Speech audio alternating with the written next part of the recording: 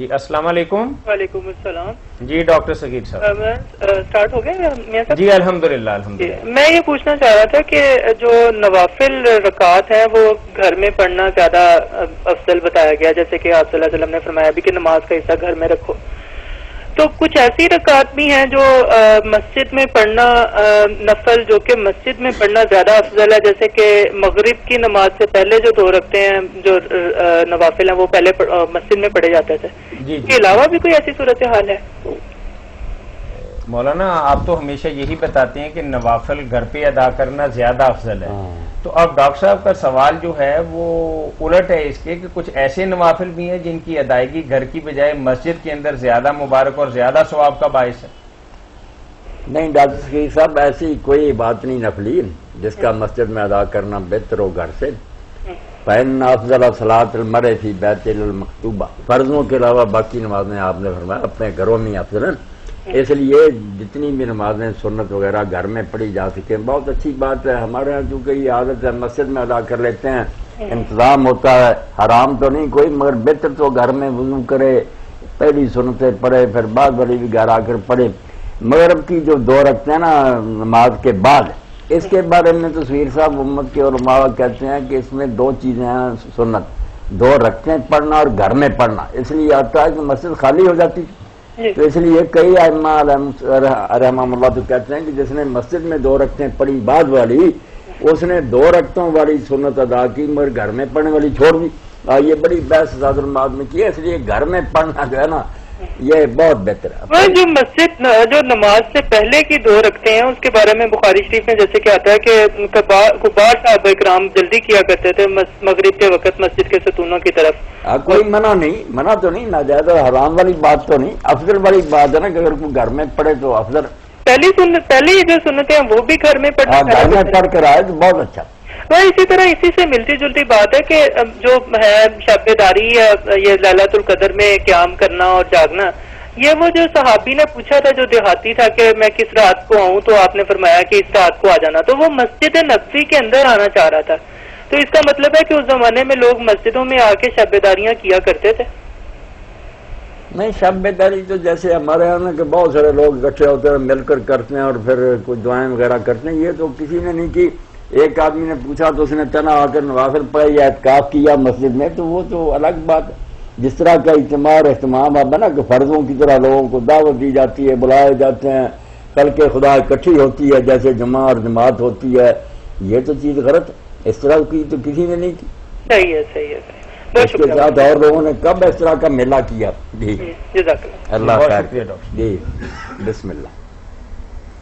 معزز خواتین و حضرات، اسلامی تعلیمات کا پروگرام فتاوی آن لائن حاضر خدمت ہے. کال کرنے کے لیے ہمارا ٹول فری نمبر ہے 0800-11-777. جی السلام علیکم. وعلیکم السلام. جی مسئلہ یہ ہے جی کہ سورت فاتحہ امام کے پیچھے پڑھنی چاہیے. جی جی امام سورت فاتحہ کے بعد سختہ کرے، ہاں ہاں، تو یہاں تو امام سختہ نہیں کرتے جی.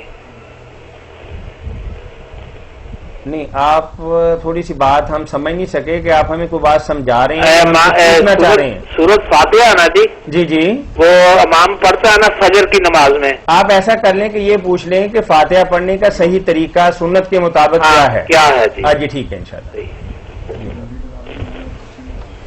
میرے بھائی جو آپ نے طریقہ پوچھا نا فاتحہ پڑھنے کا امام کے پیچھے، اس کے لیے اب وہاں سعودیہ میں بھی شروع ہو گیا کچھ عرصہ سے کہ وہ سختہ کرتے ہیں، اور یہاں بھی آپ کہہ رہے ہیں کہ سختہ کرنا چاہیے. ایسا سختہ جس میں سورہ فاتحہ پڑھی جائے کسی حدیث سے صحیح سے ثابت نہیں ہے. جس حدیث میں سختوں کا ذکر ہے پہلے تو وہی زیر بحث ہے کہ صحیح بھی ہے یا نہیں. بہت بڑے بڑے علامہ البانی صاحب تو کہتے ہیں حسن بصری مدلس ہیں، انہوں نے انانا سے روایت کی ہے، اس لیے یہ کوئی معتبر بات ہی نہیں. دوسرا اس میں بالکل نہیں آیا کتنی دیر ٹھہرا رہتا تھا امام کہ لوگ فاتحہ پڑھے. اور یہ بات آپ سوچیں خود ہی کہ امام جو ہے وہ بیچارہ کیا کرے گا اس دوران، کچھ پڑھے گا یا نہیں. اگر حضور سختہ کرتے جیسے اللہ اکبر کہتے ہیں نماز کے شروع میں تو لوگوں نے پوچھ لیا تھا کہ یا رسول اللہ آپ فاتحہ پڑھنے سے پہلے جب چپ رہتے ہیں کیا پڑھتے ہیں، تو آپ نے بتا دیا اللہ باعث میں نے. اگر یہاں بھی ٹھہرتے تو امام بھی تو کوئی بتاتا نا. لوگ پوچھتے ہیں کہ ہم تو فاتحہ پڑھتے ہیں، آپ اس دوران کیا کرتے ہیں؟ کسی نے نہیں پوچھا. اور نہ یہ کوئی طریقہ کہ امام جو ہے بیچارہ انتظار کرتا رہے، گنتا رہے، منٹ دیکھتا رہا کہ یہ کب پڑھ ہٹتے ہیں، کچھ جلدی پڑھ لیتا ہے، کچھ دیر میں پڑھتا ہے. کسی نے ابھی آ کر میرے بھائی نیت باندھ لی، وہ اپنی پڑھ رہا. امام وہی کیا کرے گا؟ یہ سکتے وغیرہ بالکل نہیں ہونے چاہیے، کوئی فائدہ نہیں. اور نہ ایسی سورہ فاتحہ پڑھنے کا کوئی فائدہ. سورہ فاتحہ کے پڑھنے پر اتنا زور نہیں. قرآن پیچھے پڑھنا، قرآن تو اللہ کے نبی نے منع کیا نا کہ سورت جب قرآن پڑھا جائے تو پیچھے نہ پڑھو. میں بھی یہی کہتا ہوں کہ جب امام نے سورہ فاتحہ ختم کر لی نا تو آگے سورت شروع کرے اور اس وقت لوگ چپ رہے، کوئی نہ پڑھے پڑھائے. نہ ایسا سکتا ہی کیا جائے کہ لوگ سوچ بچار میں پڑے رہے.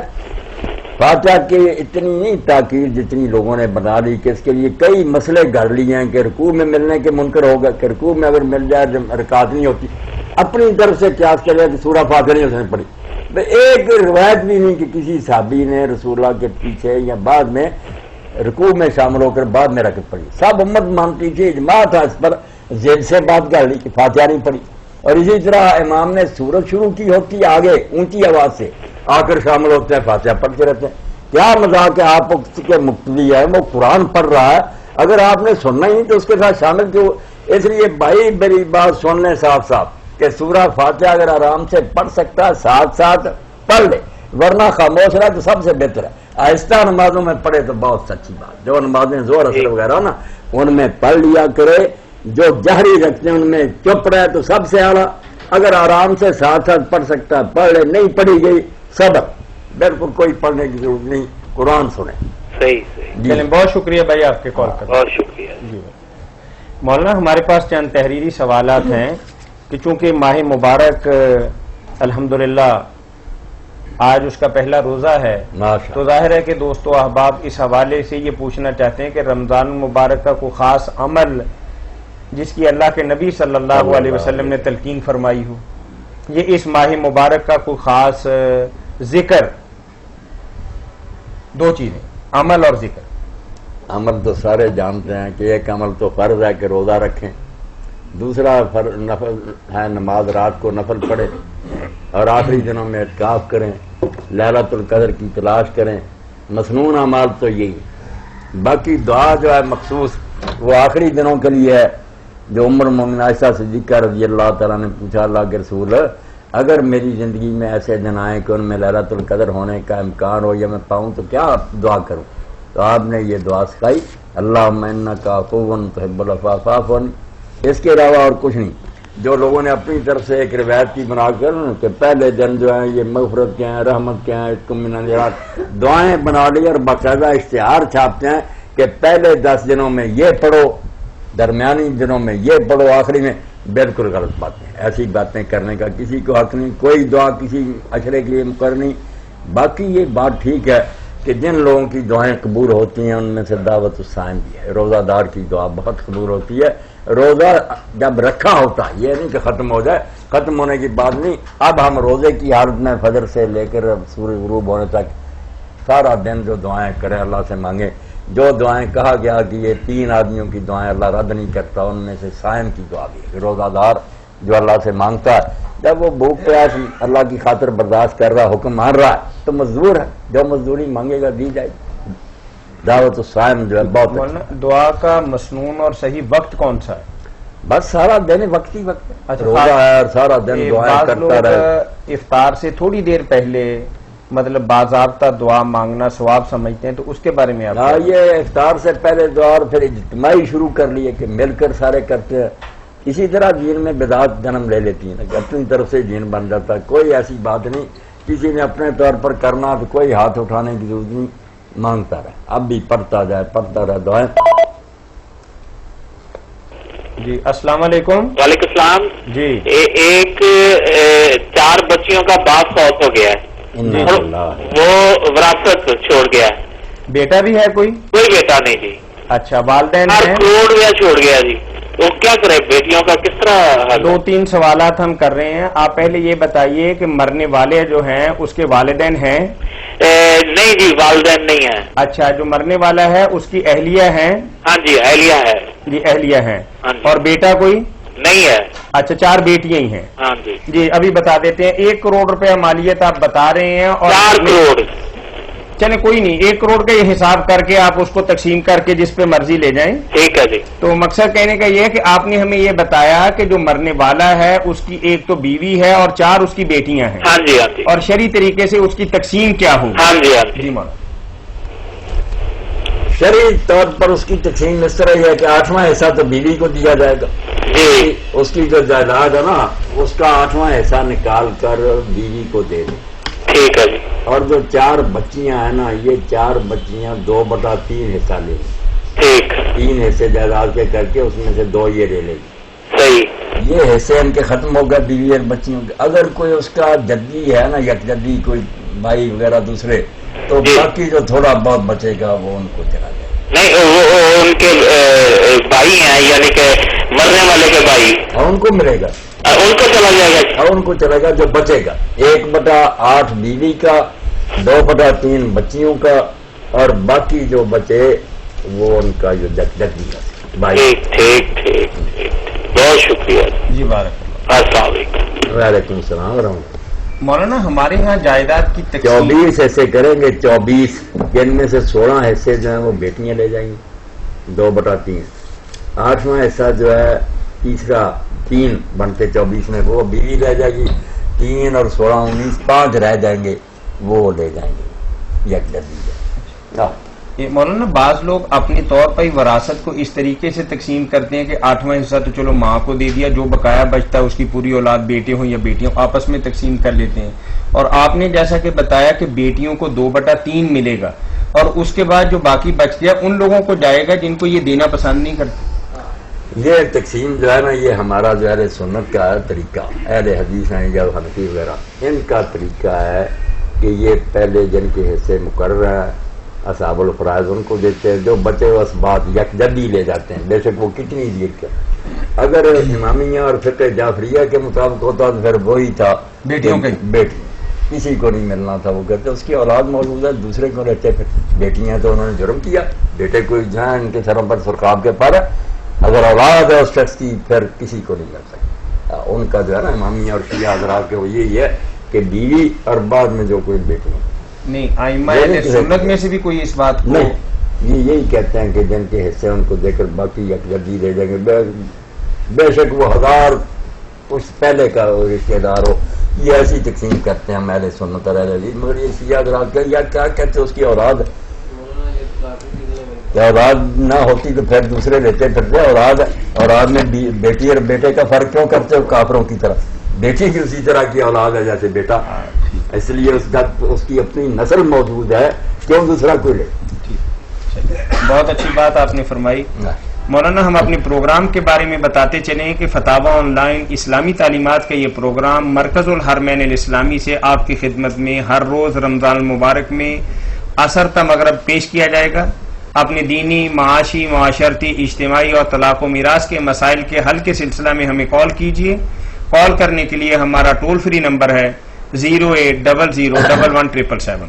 اس پروگرام میں آپ کی طرف سے آنے والی فون کالز اور براہ راست پوچھے گئے سوالات کے جوابات معروف مذہبی اسکالر، مدبر، محقق، مؤلف، مفتی اعظم پاکستان محترم مولانا محمد اسحاق مدد ذلہ العالی مرحمت فرماتے ہیں.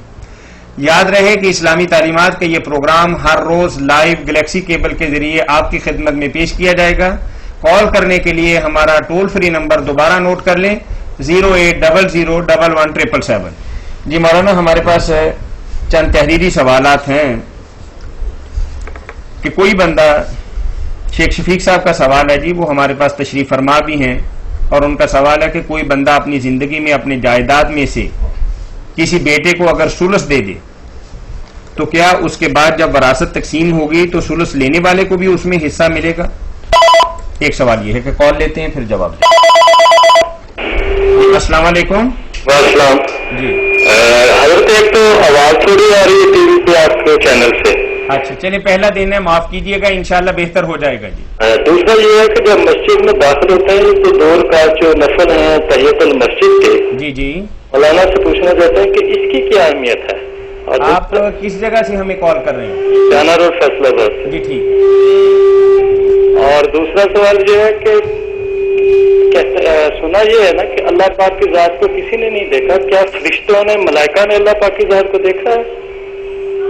یہ پہلا سوال ذرا کائنڈلی دوبارہ دہرائیے۔ دوسرا سوال تو یہ ہے کہ اللہ تعالیٰ کو کسی نے نہیں دیکھا تو کوئی آیا فرشتوں نے اللہ کی ذات اقدس کو دیکھا ہے؟ جی پہلا سوال کیا تھا؟ پہلا تھا کہ یہ جو مسجد میں داخل ہوتے تحیت المسجد کے 2 نفل ہیں، ہاں ہاں ان کی اہمیت ذرا واضح جی کی۔ ٹھیک ہے ٹھیک۔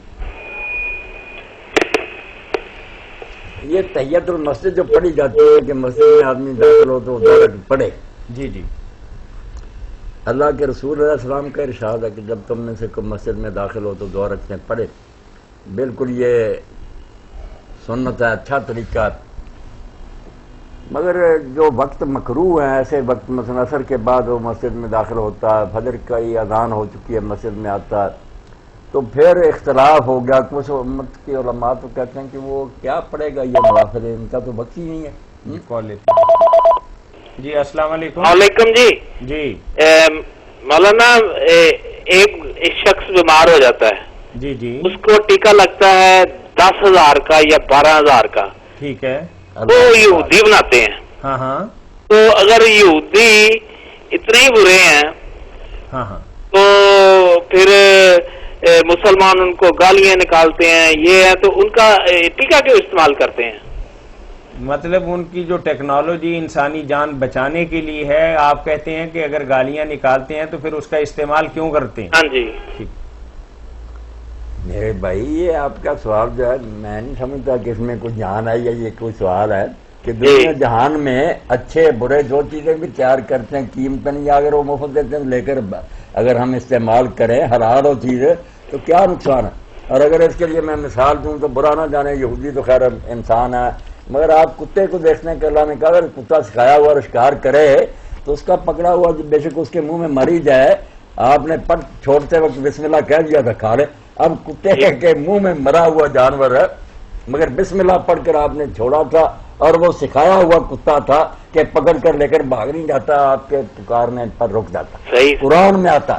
تو اب کیا کریں کہ کتے کا اللہ نے حلال کر دیا، تو اس میں کیا مسئلہ آپ کریں گے؟ یہودیوں کے بارے میں کوئی بات پوچھیں کہ یہ جو کہہ رہا ہے وہ غلط ہے یہ صحیح؟ کام تو دنیا میں ہم لیں گے، اگر کوئی آدمی جوتیاں سیتا سلوائیں گے اس سے بہت چمار ہندو بھی ہوگا تو ہم دیکھتے پھریں گے کہ یہ ہندو ایسے جوتی نہیں سلوانی۔ نہیں، یہ جو پہلے کوکو کولا 7 اپ یہ نہ پیئیں وہ نہ پیئیں، یہ حلال تھی نا؟ نہیں بھائی آپ اور بات ہے وہ بھائی آپ سمجھتے ہیں کہ یہ بائیکاٹ جو کیا جاتا ہے نا کہ لوگ جب مسلمانوں کے ساتھ ظلم کرتے ہیں، ہمارے ساتھ زیادتیاں کرتے ہیں تو پھر کئی نیک لوگ یہ کہہ دیتے ہیں کہ ہم کیوں ان کی چیزیں خریدیں اور خواہ مخواہ ان کو فائدہ پہنچائیں، ہمیں بائیکاٹ کرنا چاہیے۔ مقاطع تو الگ چیز ہے، کئی ایسے موقع ہوتے ہیں بائیکاٹ کرنا پڑتا ہے۔ رسول کریم علیہ السلام کے ساتھی تھے، ان میں سے نہیں گئے 3 آدمی جنگ تبوک میں، حضور نے اعلان فرما دیا کوئی ان سے بات چیت نہ کرے، 50 دن مسلمانوں نے ان سے بات نہیں کی، حتیٰ کہ بیویوں تک کو بھی آخری 10 دنوں میں کہہ دیا روٹی رکھ لیا کرو بولنا نہیں۔ تو ایسی سزائیں جو ہوتی ہیں نا یہ الگ بات ہے، مسئلہ اپنی جگہ کہ یہودیوں کی بھی چیز اگر حلال ہے اس میں کوئی خراب چیز نہیں تو خرید سکتے ہیں، مگر اس لیے کہ وہ دشمن ہیں ہم کو نقصان پہنچاتے ہیں ہم ان کا کاروبار چمکائیں؟ غیرت کا مظاہرہ کرنا چاہیے کہ جتنا بائیکاٹ اور مقاطع کر سکے کرنا چاہیے، ادنا چیز خرید لیں ان کی اچھی بھی نہ خریدیں، وہ ظالم ہمیں پوری دنیا میں برباد کر رہے ہیں، اور کوئی شک نہیں کہ ہمیں انہیں عیسائیوں کو بھی کر رہا ہے، پوری دنیا میں جہاں بھی فساد ہو رہا نا اس کے پیچھے یہودی، چاہے وہ یورپ میں ہوتا ہے چاہے ہمارے وہ جو منار کے تباہ ہوا تھا یہودی کرتے خود، کوئی دوسرا نہیں کرتا۔ یہودی بہت فتنہ پرور قوم ہے، ان کے جو پیغمبر ہوتے مر گئے، بائبل بھری ہوئی ہے، ہر پیغمبر روتا گیا کہ یار تم کیا کرتے ہو، اللہ کا خوف ہی نہیں تمہارے۔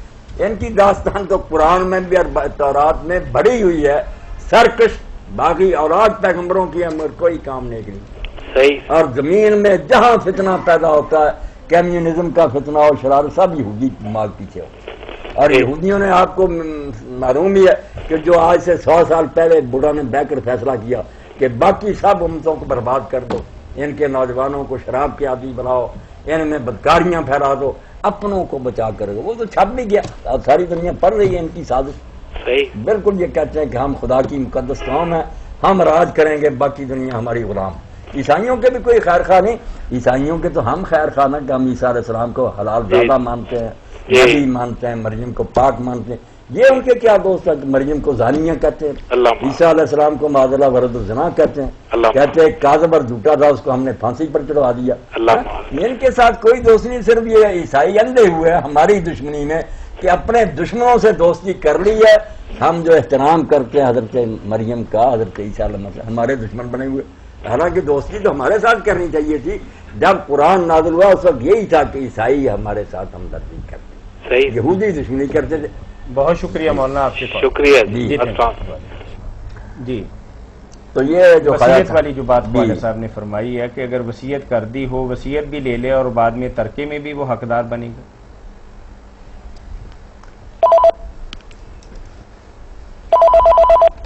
السلام علیکم. السلام جی. حضرت میں نے اس صاحب سے پہلے سوال پوچھا تھا، وہ میرا بیٹا. آپ اپنے ٹیلی ویژن کی آواز تھوڑی سی کم کریں پہلے تو. اچھا جی ٹھیک ہے نا جی. کون سی تھی بات؟ آپ نے ایک تحیت المسجد کے حوالے سے پوچھا تھا اور ایک اللہ تعالیٰ کی رویت کے بارے میں کہ فرشتوں نے ایسا کیا ہے. یہ سوال تھے آپ کے دونوں. جی یہ دو ہی سوال. میں نے عرض کیا کہ یہ تحیت المسجد کا جو ہے نا معاملہ مکروہ وقتوں میں یہ بڑا ڈسپیوٹڈ ہے اور اختلافی. یہ اتنا مشکل ہے. ایک طرف تو یہ ہے کہ جب بھی کوئی مسجد میں داخل ہو تو یہ 2 رکعتیں پڑھے، نہ بیٹھے جب تک نہ پڑھے. یہ تو کہہ رہی ہے روایت کے پڑھنی چاہیے، بے شک سورج غروب بھی ہو رہا. دوسری طرف جو حدیثیں ہیں کہ مغرب کے فجر کے بعد اور عصر کے بعد کوئی نماز نہیں، وہ روکتی ہیں. اتنی بے بسی ہے میرے بھائی. میں کیا کر سکتا ہوں کہ علامہ محمد بن علی شوکانی رحمۃ اللہ علیہ قاضی القضات تھے قطر کے، اور 8 جلدوں میں نہل ہوتا ہے. وہ کہتے ہیں یار میں ہتھیار میں نے ڈال، کوئی حل نہیں نظر آتا. ادھر حکم ہے ادھر منع ہے، کس کو ترجیح؟ اور یہ کہہ دیا ان بیچاروں نے کہ میں کہتا ہوں جو خدا ترس اور پرہیزگار آدمی ہوئے ان وقتوں میں مسجد میں نہ آئے. کیا بنے گا پتہ نہیں کس حکم پر عمل. تو یہ ہے مصیبت. اس لیے کچھ پڑھتے ہیں تو ہم ان کو بھی نہیں روکتے، جو نہیں پڑھتے وہ بھی اچھا کرتے ہیں کہ ان کے بعد نماز نہیں پڑھنی چاہیے. یہی ٹھیک. دوسرا سوال یہ تھا کہ جیسے کہا گیا کہ نہیں، نہ فرشتوں نے دیکھا ہے، نہ ابلیس نے دیکھا ہے، نہ پیغمبروں نے دیکھا ہے. اللہ کو کسی نے نہیں دیکھا. قیامت کے دن کہتے ہیں دیکھیں گے، دوسرے کہتے ہیں نہیں دیکھیں گے. اس دن بھی جھگڑا ہی ہے. اب تک کسی نے نہیں دیکھا. بالکل اللہ تعالیٰ کو کسی نے نہیں دیکھا، نہ اس کا دیدار نصیب ہوا. اس دن اختلاف ہے کہ اہل سنت کہتے ہیں اس دن دیکھیں گے. یہ شیعہ حضرات اور معتزلہ خوارج کہتے ہیں کہ اللہ کو نظر آنے والی چیز ہے، وہ کہیں چھپا بیٹھا ہے ہی نہیں نظر آنے والی. نظر کیا آئے گا؟ اس لیے اس دن کچھ اور بن جائے گا. وہ نہیں، انسانی طاقت ہی نہیں کہ اس کو دیکھ سکے. یہ کہتے ہیں کہ لا تدرک الابصار اس دنیا کے لیے. وہ کہتے ہیں کہاں لکھا؟ اللہ نے صاف کہا کہ آنکھیں نہیں اس کو پا سکتی. آنکھوں کے بس کی بات ہی نہیں کہ اس کو دیکھ سکے. اس لیے یہ جھگڑا جو ہے نا یہاں بھی ہے اور وہاں بھی چلتا رہے گا. باقی یہاں اتنا یقینی نہیں. اس دن چونکہ اس کے احکام، فرشتے، جنت، دوزخ، عدالت سب سامنے آ جائے گی. یقین پورا ہو جائے گا کہ جو نہیں مانتے جو باقی خدا کی بادشاہت قائم ہے. اہل سنت کہتے ہیں آنکھوں سے دیکھ لیں گے، وہ کہتے ہیں نہیں، سلطنت کے آثار جب سامنے آ جائیں گے شک جاتا رہے گا. بات جھگڑے کی ہے. اللہ ہے ایسا ہی جو کہتے ہیں دکھائی دے گا. ان سے بھی جب پوچھتے ہیں کس طرح دکھائی دے، کانوں پر ہاتھ رکھ دیا اہل سنت نے کہ توبہ توبہ ایسے نہیں جیسے تم ایک دوسرے کو دیکھتے، ہم نہیں جانتے کیسے دیکھے. پلے کسی کے کچھ نہیں. اللہ جو ہوا، اللہ کوئی میری آپ کی طرح کا ہے کہ سمجھ میں آ جائے نہیں. مسئلہ سے ہٹ کے اللہ کے نبی نے اپنی زندگی میں ان کے متعلق کچھ بتایا نہیں، آپ نے بھی نہیں دیکھا. اچھا چلیں بہت شکریہ بھائی آپ کوئی آپ نے بھی نہیں دیکھا. جی مولانا میراث کے متعلق آپ فرما رہے تھے کہ بیٹے کو خواجہ صاحب نے جو لکھا نا اس سے یہ نہیں ظاہر ہوتا کہ وہ وصیت کر گیا. یہ سوال پڑھے وہ تو ہے کہ زندگی میں اس نے تیسرا حصہ تو دے دیا لکھا نا. پڑھے اگر تو ایسا اگر بندہ اپنی زندگی میں اپنی جائیداد میں سے کسی فرد یعنی بیٹے کو اگر ثلث دے دے تو کیا اس کے مرنے کے بعد جب وراثت تقسیم ہوگی تو ثلث لینے والے کو بھی اس میں سے حصہ ملے گا؟ اب خواجہ صاحب بیٹھے ان کو چاہیے اس کی وضاحت. اگر تو مراد یہ ہے کہ اس نے وصیت کی کہ تیسرا حصہ میری جائیداد کا میرے بعد اس کو مل جائے، یہ تو وصیت ہوگی. اگر ہے کہ اس نے اپنی زندگی میں اس کو دے دیا، اس کے نام کرا دیا، ہبہ کر دیا، وہ مالک بن گیا، یہ دو الگ مسئلے ہیں. اگر تو وصیت ہے تو وصیت ختم ہو جائے گی، اس پر کوئی عمل نہیں ہوگا. مرنے کے بعد اس کو وصیت کرنے کا حق جو تھا غیر وارثوں کے لیے تھا. جو وارث نہیں تھے ان کو دینا چاہتا دے جاتا. لا وصیت علی وارث. ہاں وارثوں کے حصے میں کمی بیشی نہیں کر سکتا. وصیت نہیں کیا, البتہ ہبہ کہ زندگی میں دے دیا, اپنے نام سے ختم کر دیا, اس کے نام انتقال کرا دیا, یہ الگ صورت ہے. اس میں دیکھا جائے گا کہ اگر تو ایسا کرنے کی کوئی معقول وجہ ہے, بچہ ہے معذور, اولاد اس کی زیادہ, یا اس نے باپ کے ساتھ محنت بڑی کی تھی, کوئی جائز استحقاق بنتا ہے جس کو سب مانے کہ یار ٹھیک ہے ابا جی نے دے دیا تو کوئی برا نہیں کیا, پھر تو ٹھیک ہے. اور اگر خواہ مخواہ فرق کرے اولاد میں کہ بیٹے سارے اچھے بڑے ہیں, کوئی اس کا نافرمان میں ایک کو زیادہ دے دے, یہ ظلم, یہ نہیں ہو سکتا, برابر دینا. اب پوچھنا چاہیے کہ اگر تو دے دیا زندگی میں. جی السلام علیکم. وعلیکم السلام. میں محمد فاضل حسین بول رہا ہوں. جی فاضل حسین صاحب. جی بھائی ایک کوشچن تھا. میاں صاحب ایسے ہے کہ اکثر موبائل پہ SMS وغیرہ آتے ہیں کہ جو آپ کے ٹیلی ویژن چل رہا ہے, تھوڑا سا کائنڈلی آواز کم کریں گے. صحیح. ہاں تھینک یو. اکثر موبائل وغیرہ پہ SMS آتے ہیں کہ نبی کریم صلی اللہ علیہ وسلم نے فرمایا کہ رمضان شریف کی جو سب سے پہلے بشارت دے گا اس کے لیے جنت واجب ہو گئی, یا شعبان کی جو سب سے پہلے کسی دوسرے مسلمان کو بشارت دے گا اس کے لیے جنت واجب ہو گئی. اس کے لیے یہ کیا واقعی حدیث ہے یا ایسے ہی؟ بہت اچھا سوال آپ نے کیا, کیونکہ کل مجھے بھی بے شمار SMS آئے کہ جس میں لکھا ہے کہ رمضان مبارک ہو آپ کو, شاید ان کے پیش نظر بھی یہی بات ہو جو آپ فرما رہے ہیں. ہاں جی. تو مولانا بھائی کا سوال یہ ہے کہ ٹھیک ہے نا, ہاں بالکل فرمائیے. انہوں نے پوچھا کہ جو شعبان کے ختم ہونے کی بشارت دے یا رمضان کی آمد کی مبارک پوچھا. ہاں ٹھیک ہے. ہاں یہ کوئی بات نہیں میرے بھائی, اللہ کے رسول علیہ السلام نے ایسی کوئی بات نہیں کی, نہ شعبان کے ختم ہونے کی کوئی, شعبان کوئی خوفناک نہیں تھا, نہ اس میں کوئی مصیبتیں تھیں کہ جو اس کے ختم ہونے کی بشارت دے. بہت خوشی کی بات ہے, مٹھائی بانٹنی چاہیے, شعبان ختم ہو گیا, ایسی بات بھی کوئی نہیں. رمضان کی آمد کی مبارکباد کی بھی باتیں کوئی نہیں. بس ٹھیک ہے کہ یہ عبادتیں اس مہینے میں تو کریں, اللہ کا نام لے کر روزے رکھیں, عبادت کریں, انشاءاللہ ثواب ہوگا. ہر مہینہ مبارک ہو سکتا اگر آدمی اس میں اچھے کام کرے, اور ہر مہینہ منحوس ہو سکتا اگر میں کام نہ اچھے کرے, ورنہ بذات خود کوئی وقت جو ہے نا منحوس ہے نہ ساد ہے, یعنی اعمال پر ہی اس کا اعمال پر. طاہر بھائی ایک اور سوال ہے. جی فرمائیے. جو اس طرح کی حدیثیں بیان کرتا ہے کہ جس کا سرے سے نبی کریم صلی اللہ علیہ وسلم کی ذات سے کوئی تعلق ہی نہیں ہوتا, تو اس کے لیے کیا ہے؟ یعنی بات کچھ اس طریقے سے کرتا ہے کہ بے ادبی کا پہلو نکلتا ہے. نہیں میں یہ کہہ رہا ہوں کہ ایسی حدیث بیان کرتا ہے کہ جس کا نبی کریم صلی اللہ علیہ وسلم کی ذات اقدس سے کوئی تعلق ہی نہیں ہے, یعنی کہ وہ نبی پاک صلی اللہ علیہ وسلم نے فرمایا ہی نہیں ہوا, اور وہ ایسے ہی کہہ رہا ہے کہ اللہ کے نبی صلی اللہ علیہ وسلم نے فرمایا. اس بارے میں میرے بھائی اللہ کے رسول علیہ السلام نے اتنی سخت وعید فرمائی ہے, بہت ناراضگی کے ساتھ بار بار فرمایا. بہت سے صحابہ کرام سے یہ ثابت ہوتا ہے کہ جس نے میرا نام لے کر کوئی ایسی بات کہی جو میں نے نہیں کہی, کہہ دیا حضور یہ فرماتے ہیں فَلْيَتَبَوَّأْ مَقْعَدَهُ مِنَ النَّارِ, تو اسے اسی دنیا میں چاہیے کہ دوزخ میں اپنا ٹھکانہ جو ہے نا وہ تلاش کر لے, جہنم میں پکا. بہت بڑا جرم ہے, رسول اللہ کی بات میری آپ کی بات ہے, وہ دین ہے, اس میں ملاوٹ کرنا انتہائی جرم ہے. تھینک یو بھائی, اللہ حافظ. جزاکم اللہ خیر. مولانا واقعی فاضل بھائی کی بات بہت ہی خوبصورت ہے کہ لوگ کوئی بھی اچھی بات کو خام خواہ نبی کریم صلی اللہ علیہ وسلم کی طرف منسوب کر دیتے ہیں اور سمجھتے ہیں کہ چلے اگر نہ بھی کہی ہوئی تو بات تو بہت اچھی ہے. نہیں, یہ بالکل غلط. اچھی سے اچھی بات بھی اگر آپ کی طرف اس کی نسبت صاحب ہے, ہم نہیں کہہ سکتے. اچھی بات اگر سکھ نے کہی, ہندو نے کہی, آپ سنائیں, ٹھیک ہے, وہ اچھی بات جہاں سے بھی ملے لے لینی چاہیے. مگر یہ کہنا کہ آپ نے فرمایا اس کے لیے تو بڑی مضبوط بنیاد چاہیے, ثبوت ہونا چاہیے. نہیں, لوگ اس بارے میں مولانا بہت زیادہ احتیاط نہیں کرتے, بلکہ عام جو ضرورت کی بات ہے اس کو بھی فالو اپ نہیں کرتے. اب دیکھیں نا یہ حدیث کتنی مشہور ہے, لوگ کتابوں میں بھی لکھتے ہیں واضح میں الدنیا مزرعۃ الآخرہ, کہ دنیا آخرت کی کھیتی ہے. کوئی حدیث نہیں, کوئی آپ نہیں فرمایا. ایسی اور بہت سی باتیں ہیں جو بہت اچھی ہیں, ہر زبان پر ہیں, مگر ان کا حدیث ہونا ثابت نہیں.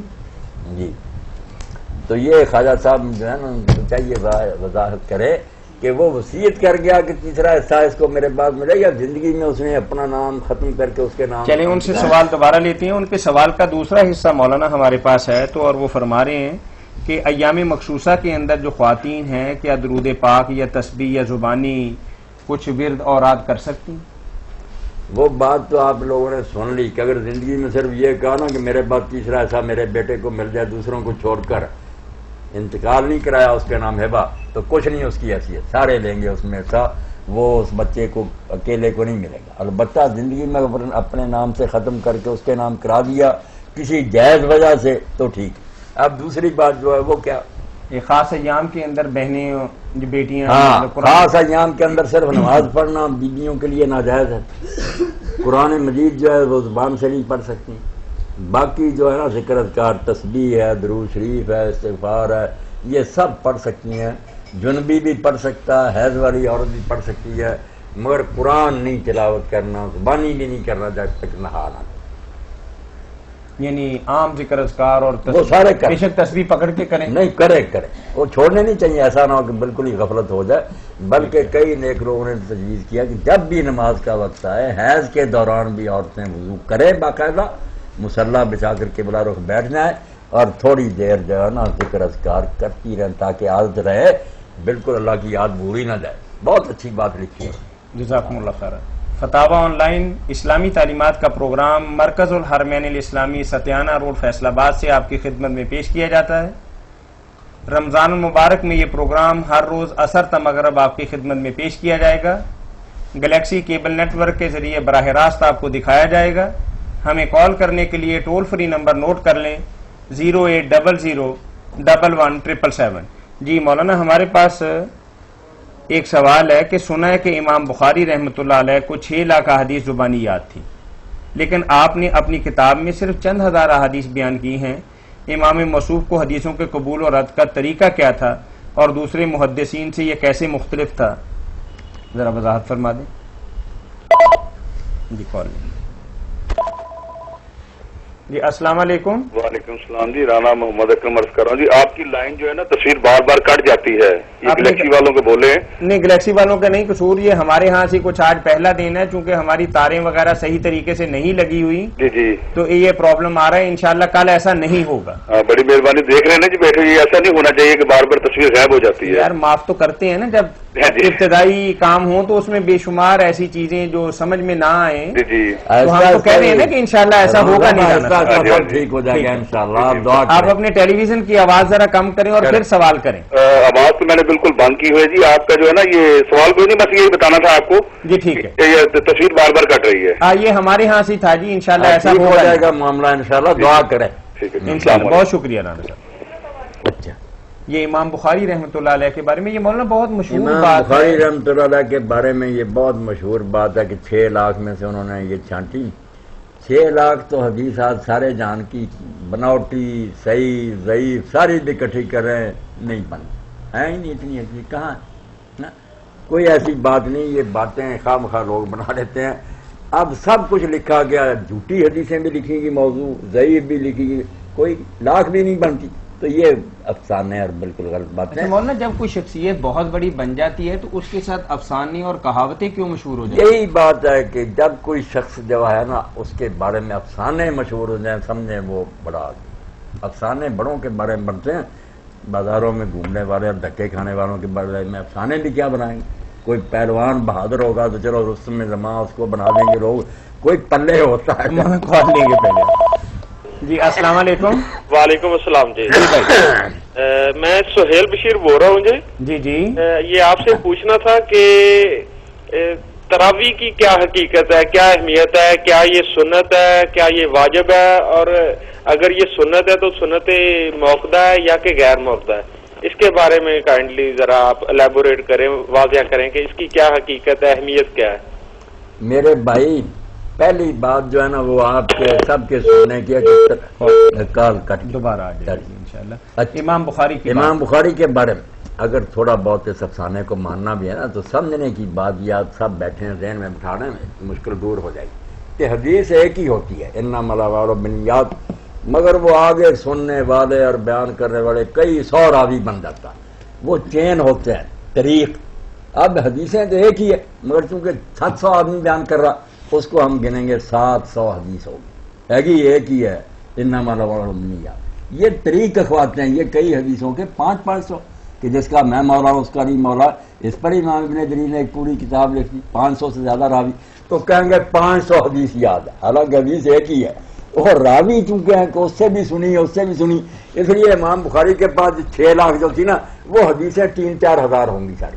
جتنی لکھی اس سے بھی تھی ان کے راوی اور ان کے جو طریق تھے جن راستوں سے آئی تھی وہ بہت تھے، وہ لاکھوں بندر تھے، کوئی بات نہیں، اس میں ہی پریشان ہوں۔ متن جو ہے نا، متن کے مضمون وہ ایک ہی بیان کرنا ہے، میرا یہ بیان ہو رہا، آپ 150 جا کر بیان کریں، وہ 150 روایت بن جائے گی، مگر ہے ایک ہی بیان، یہ معاملہ۔ جی مولانا صاحب نے سلام کہا ہے آپ کو، اور ساتھ فرمایا ہے کہ بعض لوگ کہتے ہیں کہ نبی قتل ہوئے ہیں، رسول قتل نہیں ہوئے، تو کیا یہ بات قرآنی اعتبار سے درست ہے؟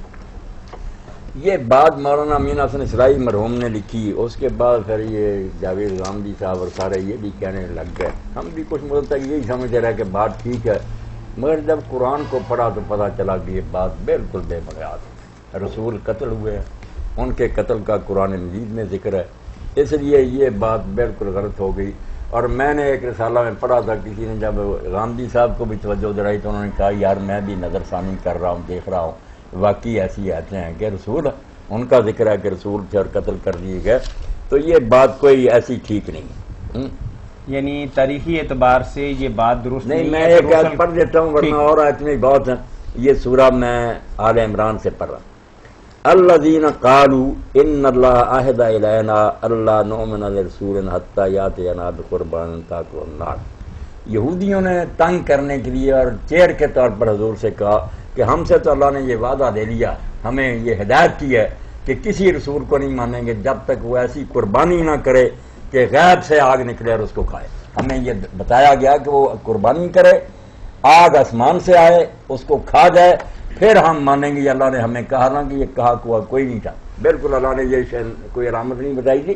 واقعہ ضرور تھا کہ حضرت الیاس کا مقابلہ جب مشرکوں سے ہوا تھا تو انہوں نے کہا تھا تم اپنے بتوں سے دعا کرو کہ یہ قربانی کو آگ لگا دیں، کچھ نہ بنا۔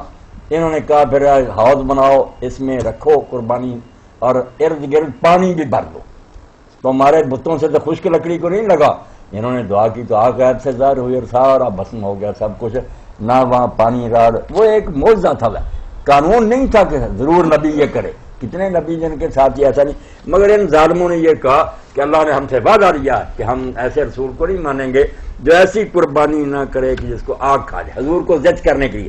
اللہ نے کہا قل قد جاءکم رسل من قبلی بالبینات بالذی قلت، اللہ نے کہا رسول اللہ کہہ دیں انہیں کہ تمہارے پاس رسول معجزے لے کر آئے بڑے بڑے کھلے، اور یہ چیز بھی لے کر آئے جو تم کہتے ہو، یہ بھی دکھایا تمہارے کئی پیغمبروں نے کہ آگ کھا گئی۔ فلما قتلتموہم، تم نے ان کو کیوں قتل کیا؟ ان کنتم صادقین، اگر تم سچے ہو کہ حکم ہے جس کی قربانی آگ کھا جائے ماننا، تو کتنے رسول ہیں جو یہ بھی تمہارے پاس لائے تھے، ان کو بھی تم نے قتل کر دیا۔ یہاں رسول کیا کرنا، قد جاءکم رسل من قبلی بالبینات بالذی قلتم فلما قتلتموہم، کیوں ان کو قتل کر، رسولوں کے قتل کر کئی جگہ، تو بالکل رسول ہو نبی ہو قتل ہوتے ہیں۔ جزاکم اللہ خیر۔ فتاوی آن لائن تو ایک اسلامی انہوں نے یہ تعلیمات، بات جو تھی، انہوں نے خیر علم کی بنیاد پر نبی اور رسول میں فرق کرنا تھا، مگر ایک شرارت جو ہے نا وہ میرے قادیانی بھائیوں نے کی، سن لیں، بڑی بڑی سازشیں دین کے خلاف ہوئی ہیں۔ آپ نے ان کو بھائی کس سینس نہیں، بھائی ہیں نا، آخر اولاد آدم میں، کلمہ بھی پڑھتے ہیں، کچھ غلط ہو گیا ان کا طریقہ تو توبہ کرنی چاہیے انہیں، مگر بھائی تو ہیں، بنی آدم ہونے کی وجہ سے یہ تو نہیں کہہ سکتے وہ ہمارے بھائی نہیں، یہود اور نصارہ بھی ہمارے بھائی، ہندو بھی بھائی۔ میں اس لیے کلیئر کیا تاکہ کوئی غلط فہمی نہ ہو۔ نہیں، غلط فہمی اگر کوئی پیدا کرتا ٹھیک ہے، اس کا ازالہ کر دینا چاہیے، مگر انسان ہونے کے لحاظ سے سارے ہمارے بھائی ہیں، غلط فہمی میں مبتلا ہوگا۔ ٹھیک، اب انہوں نے جب یہ دیکھا نا کہ رسول قتل ہوئے، نبی قتل ہوئے، تو پھر یہ مانا بنا دیا کہ کوئی نبی اور رسول قتل نہیں ہوا، صرف یہ مانا کہ ان کو بے بس کر دیا گیا۔ قتل کا معنی؟ قتل کا مانا بے بس، حالانکہ اللہ کہتا ان میں سے بعض کو تم نے قتل کر دیا اور بعض کا تم نے انکار کیا۔ بے بس کا تو ذکر آ گیا کہ مانا نہیں، مگر یہ قتل ہے منہم من قتلتموہ، کچھ ایسے بھی ہے جن کو تم نے قتل کیا۔ اب بائبل بھری ہوئی تھی کہ حضرت الیاس کو، حضرت زکریا کو قتل کیا، حضرت یحییٰ کو قتل کیا، تو ساری باتیں آتی اپنے مقصد کے لیے کہ انہوں نے کہا رسول جو ہوتا نا یا نبی قتل نہیں، وہ قتل ہو جائے جھوٹا۔ بنایا کیوں کہ یہ ایک گر بنا لیا، تحفہ گولڈ دیا لکھی کہ جھوٹا نبی قتل ہوتا ہے، مرزا غلام احمد صاحب اگر جھوٹے ہوتے قتل ہوتے۔ لوگوں نے کہا قتل تو ہوئے نبی، پھر پتہ چلا کہ وہ قتل ہو گئے تو جھوٹے تھے، انکار ہی کر دیا۔ کہ کوئی نبی قتل نہیں ہوا. صاف قرآن میں جگہ جگہ کہ قتل کیا. اپنی بات رکھنے کے لیے کہ اگر مان لیں تو کلیہ تو ختم ہو گیا کہ جھوٹے نبی جو فوقیت والی بات تھی وہ تو ختم ہو گئی. تو کئی چیزیں لوگ خواہش نفس کی بنا پر اپنا الو سیدھا کرنے کے لیے کرتے ہیں. قرآن کچھ کہتا رہتا مگر مانتے ہیں. چلے مولانا اسی ماہ مبارک کے حوالے سے ایک ہمارے پاس سوال ہے کہ رمضان اور صوم کا معنی اور مفہوم بیان کریں. جی پہلے کوئی اور بھی آتا ہے یعنی جی رمضان کا اور صوم کا معنی اور مفہوم. رمضان ویسے تو آپ جانتے ہیں کہ ایک مہینے کا نام ہے.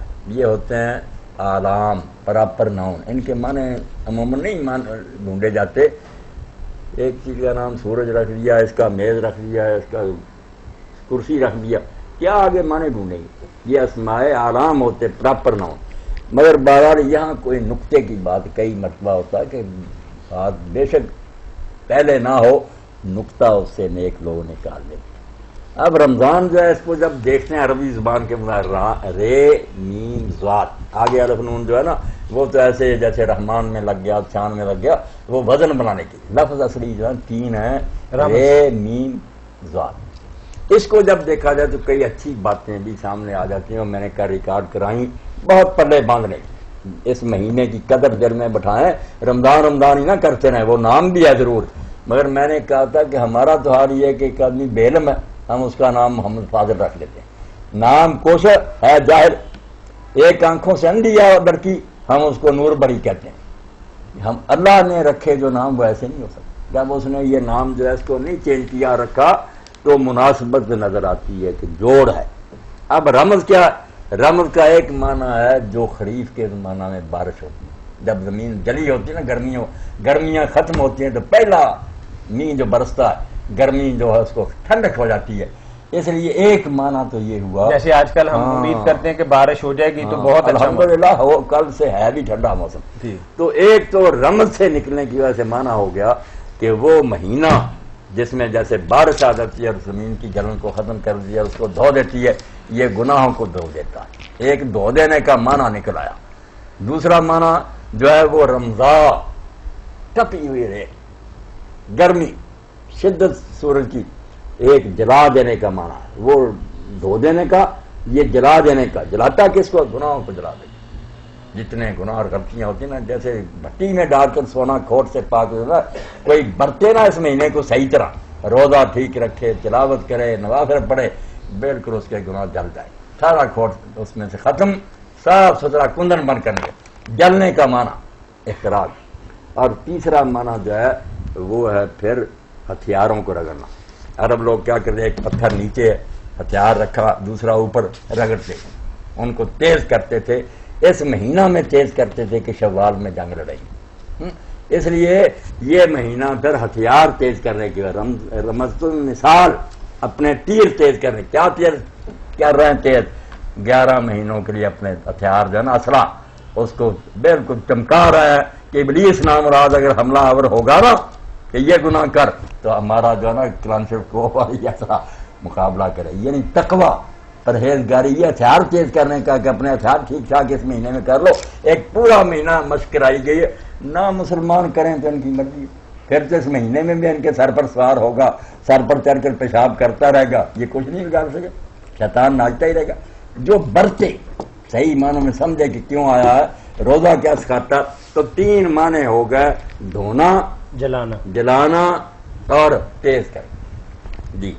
اور صوم کے صوم امساک کو کہتے, روکنا, بند کرنا, اس کو کہتے. اس لیے جو گھوڑے تھے نا پہلے ان کو کھلاتے پلاتے موٹے, پھر کیا کرتے عرب لوگ ان کو نا ایسے کمروں میں جہاں بہت نا گرمی ہوتی, دروازے بند, اوپر جھول ڈالتے, پسینے چھوٹتے, پھر ان کو پتلا کرتے. پہلے موٹا تازہ ہو گیا, پھر پتلا, چارہ بھی کم کرتے جاتے, بند کمرہ, اوپر جھولیں ڈالتے, پسینے چھوٹتے اور دوڑاتے.